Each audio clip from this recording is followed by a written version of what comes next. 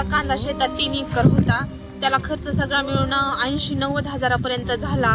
खत, बियाणं, लावणं, मजुरी, सगळं त्याला फवारणी, आणि त्या कांद्यावर खूप अपेक्षा ठेवलेल्या आम्ही। पण पाऊस असा अवकाळी पाऊस येईन आम्हाला पण नव्हतं माहिती। सगळा शेतातच कांदा होता, शेताच्या बाहेर काढला तरी तो पाण्यातच आहे।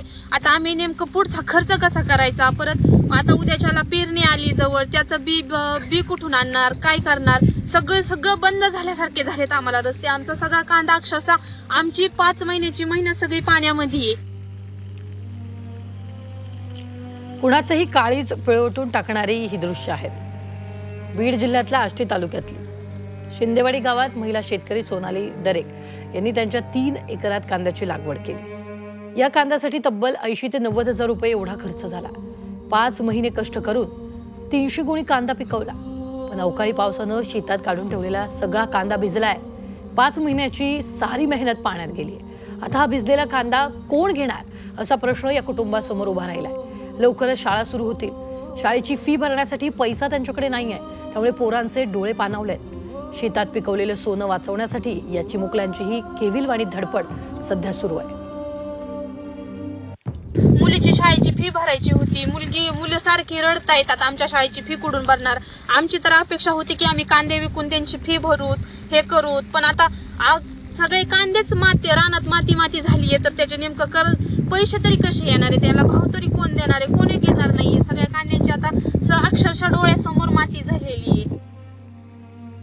बुलढाण्यात अवकाळी पावसामुळे शेतीच्या कामांवर परिणाम झालाय। पावसामुळे शेतीच्या मशागतीच्या कामांमध्ये मोठा अडथळा निर्माण झालाय। लोणार, सिंदखेड राजा, मेहकर, बुलढाणा, चिखली, मोताळा आणि नांदुरा या तालुक्यांमध्ये पावसानं जोरदार हजेरी लावली। रात्रभर सुरू असलेल्या रिमझिम पावसामुळे शेतीच्या मशागतीच्या कामांमध्ये मोठा अडथळा निर्माण झालाय।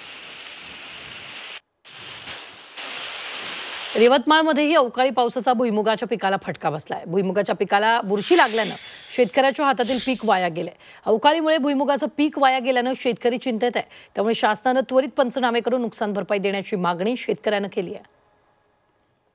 मागील 2 दिवसापासून सततच्या अवकाळी पावसामुळे काढणीला आलेला भुईमुगाचे अतोनात नुकसान होत आहे, तसेच कदाडाचे पण अतोनात नुकसान झालेले आहे। काढलेल्या शेंगाला अशी बुरशी लागत आहे, तरी प्रशासनाचा अजून कोणताही अधिकारी इथे आजपर्यंत आलेला नाही। 2 दिवसापासून माझी शेंग व कदाड हे दोन्ही पण शेतातच आहे, पाण्यामुळे ते पूर्ण भिजलेले आहे। प्रशासनाला विनंती आहे की याचे पंचनामे करावेत व योग्य तो मोबदला मला व इतर शेतकऱ्यांना मिळून द्यावा।